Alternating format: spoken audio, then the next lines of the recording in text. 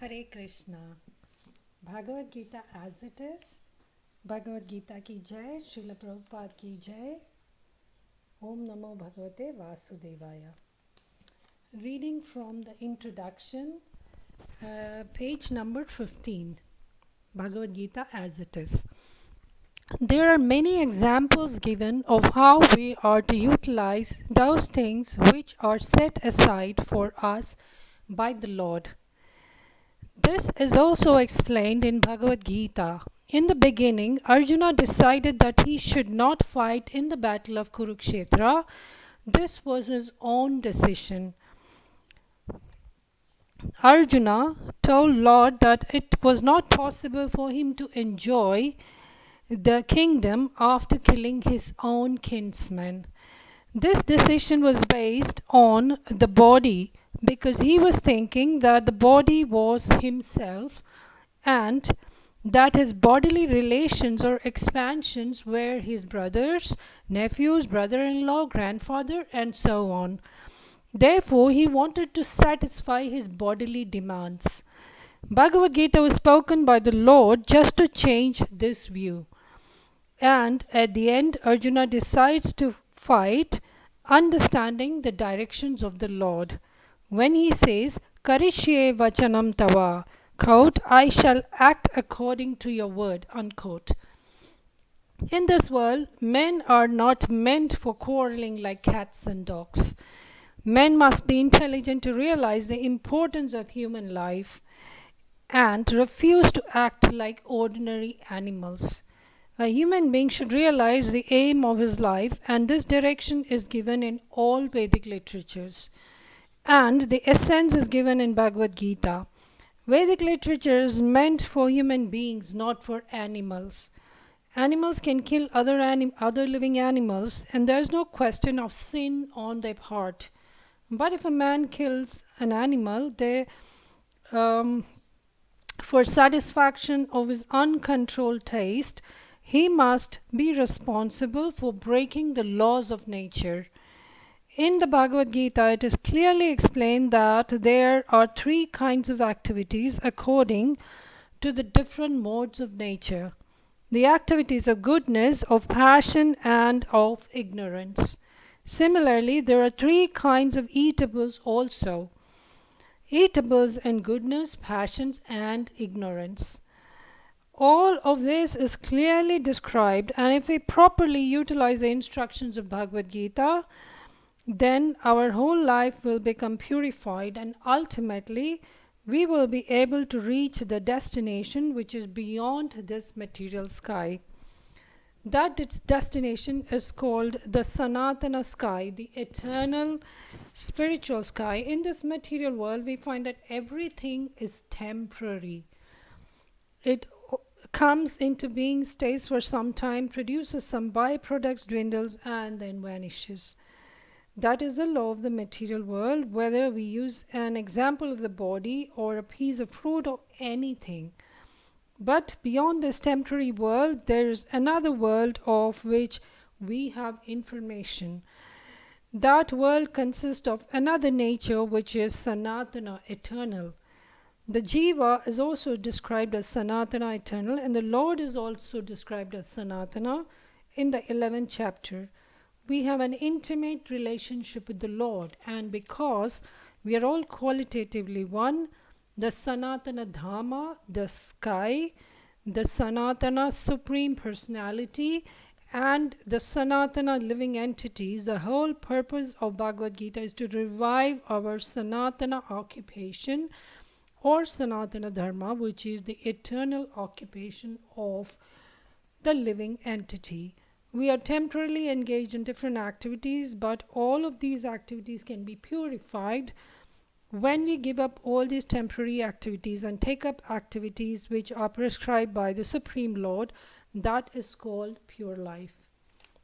Now we finish page number 15. There are 3 paragraphs here, and the gist of it is that when Arjuna, on seeing the enemies on the opposite side, enemies were actually his own family, he could not bring himself to fight. So he says, Keshav, I cannot do this. I cannot kill my own family just for the sake of enjoying the kingdom. But Arjuna was under misconception, delusion. Arjuna was put into delusion by the Lord, but the root of his delusion was that he identified with his body, and he identified the others also with their body. But the truth is that we are not this body, we are not this mind, we are not even this intelligence, we are pure soul. So, at the end of Bhagavad Gita, Arjuna realizes his mistake, and he understands the truth of things, and he tells the Lord, Karishye vachanam tava, I will do exactly what you tell me to do. At the end of Bhagavad Gita, that is what Arjuna says, and Lord has given him freedom. It is not that Lord Krishna tells Arjuna, okay, do this. No. Lord gave him the option. He gave him the knowledge, and he is asking Arjuna, you take your own decision. Bhagavad Gita is called Nirnay Shastra because Bhagavad Gita gives us the knowledge which will equip us, which will qualify us to take a decision. Nirnay. It is not a list of do's and don'ts. There is no 10 commandments, this is what you should do, this is what you should not do, nothing like that. Bhagavad Gita gives you pure knowledge, wisdom, which will empower you to take decisions yourself. That is the greatness of Bhagavad Gita. Nowhere does Lord tells Arjuna that you have to follow my instructions. At the end of the Bhagavad Gita, Lord Sri Krishna is asking Arjuna, are you free from delusion? Did you understand my teachings? Then Arjuna says, yes, I understood your teachings. Now I will do what you ask me to do. And that is the decision Arjuna takes voluntarily on his own when he sees the truth. And in the second paragraphs on page number 15, Prabhupada is telling us our life is not meant to be fighting like cats and dogs. You see, human life is very precious. When we have this 84 lakh of different yonis, different womb, we have been cats and dogs and insects and all kinds of things. We've gone through the millions of different species, and finally we get the human life, which is so precious. So one should not waste it in anything trivial, one should not waste it in anything mundane. So, and Prabhupada is telling us we should not be wasting our life like fighting over trivial things like cats and dogs. Animals can kill other animals. They are not bound by karma. If a lion kills an animal, the lion does not get the bad karma for that. Animals yoni is a bhog yoni. It's not their actions are not giving them any reactions. But human life is different. Human beings are equipped with finer intelligence, higher intelligence. Therefore, human being is expected to make choices. That is the preciousness of human life. It is said that even the demigods, even the people in the heavens, they want a human life, because human life gives you the capacity to make choices, and which in turn gives you the opportunity to do good karma, which gives you opportunity to do Brahma Jigyasa, to know about your own self, to know about your soul.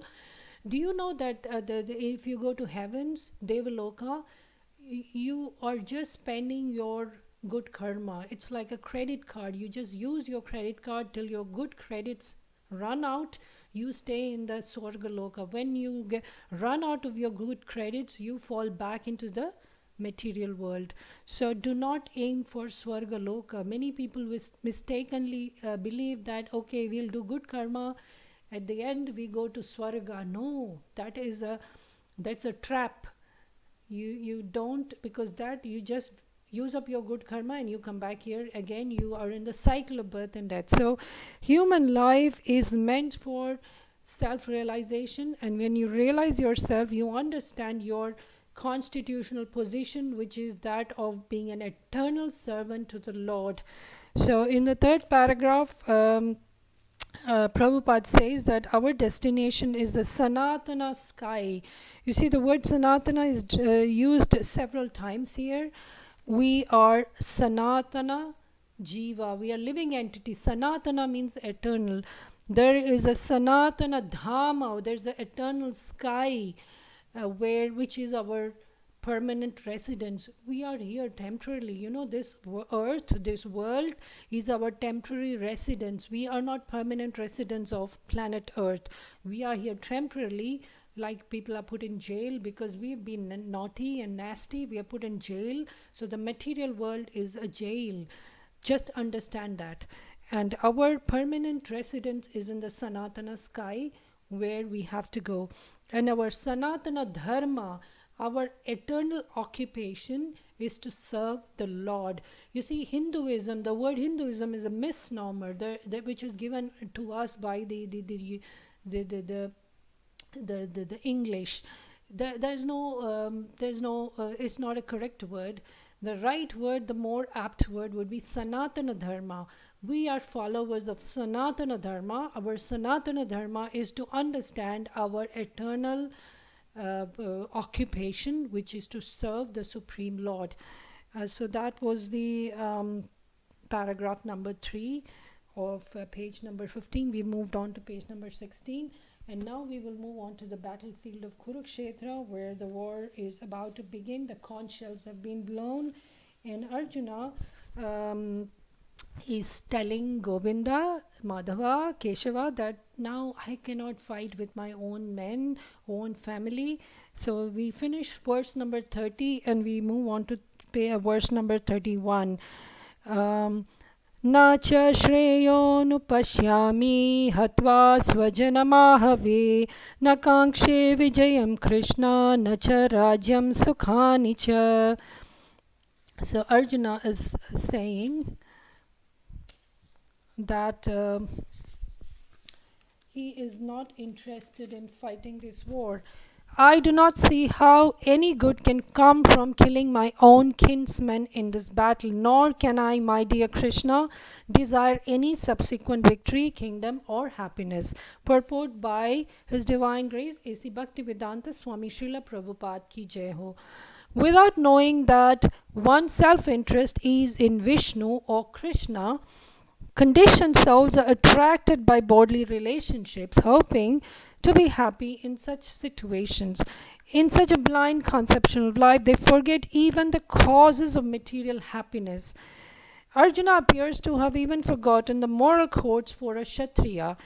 It is said that two kinds of men, namely the Kshatriya who dies directly in front of the battlefield under Krishna's personal orders, and the person in the renounced order of life who is absolutely devoted to spiritual culture, are eligible to enter into the sun globe, which is so powerful and dazzling. Arjuna is reluctant even to kill his enemies, let alone his relatives. He thinks that by killing his kinsmen there would be no happiness in his life, and therefore he is not willing to fight.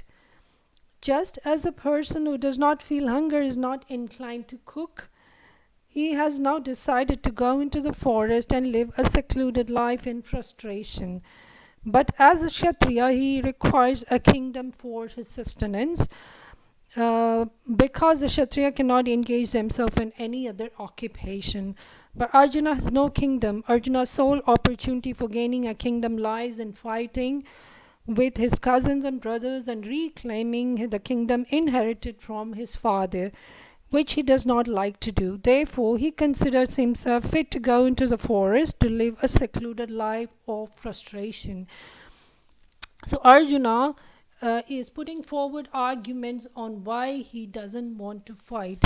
He gives a number of arguments, and in verse number 29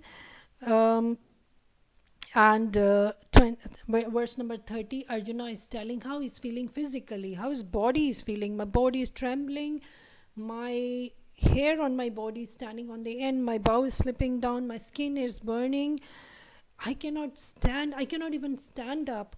and I'm forgetting myself. My mind is reeling. I can only see cause of misfortune. All this is bodily symptoms, Arjuna has explained in verse number 29 and 30. Moving on to 31, Arjuna says that how can any good come from killing your own family? You know, by after killing my own family, why should I desire a kingdom? See, you see, people so that's the reason number one, that how can I enjoy something when I kill the people with whom I need to enjoy that? You see, when you buy a new car or when you buy a new house, the major part of the happiness that you feel is showing it off. When you show it off to your neighbors, when you show it off your friends and family, not only showing it off, you share it with them, you celebrate it. That's why when something good happens, people celebrate. They call their friends and family and they celebrate it. They share their happiness. Happiness when shared is doubled. That is you know a phrase, that happiness shared is doubled. But so here, if I have to get happiness after killing my own family and friends, where is the happiness? With whom can I share it?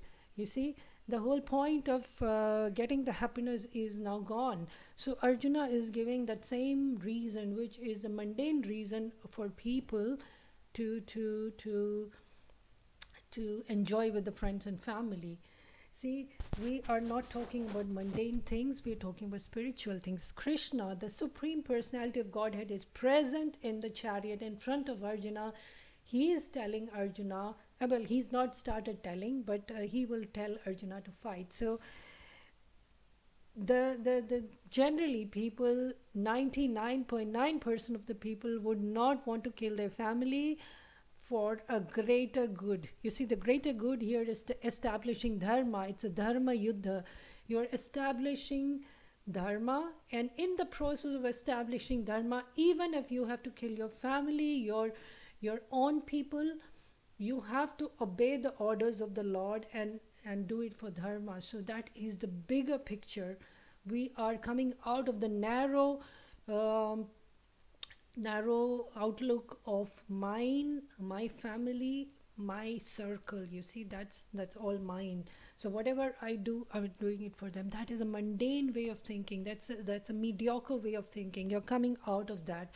So Arjuna is saying that I don't want to kill my own people and enjoy. How can I enjoy if I kill the people with whom I want to enjoy? So and he says that I would rather go into the forest and meditate and be a mendicant and be a sannyasi and just live on the fruits of the trees, and I don't want to engage in the bloodshed in order to enjoy the kingdom. But that was a very narrow way of looking at things. And besides that, Arjuna is a kshatriya, and according to the code, the Vedic code of conduct of kshatriya, has to do administrative job. He has to rule over kingdom, even if the kingdom is very small, even if it's just a village. A kshatriya has to be in the administrative position. A kshatriya is not supposed to be in business selling stuff. A kshatriya is not expected to teach or even do menial job. A kshatriya is an administrative person. He has to maintain a kingdom and rule the kingdom and fight wars to protect the kingdom. That's what a kshatriya is meant to do. Arjuna, being a kshatriya, he cannot excuse himself from the battle and go into the forest. That would be adharma. So we follow the varnashrama dharma, or we follow the sanatana dharma. We believe in the four varnas and the four ashramas. So our what we follow in ISKCON is the varnashrama dharma, where we believe in the four orders of life. We believe in the four stages of life. But that will be a topic for discussion for another day. So now we finish verse number 31, Bhagavad Gita as it is. Hope that you have understood something from this great literature. Hope you benefited in some way. If you like the video, please give a thumbs up. Please feel free to share it with friends and family. Please subscribe to the channel so that you can get notification, and there's a bell icon that you have to press to get the notification. And see you next time. Till then, Hare Krishna.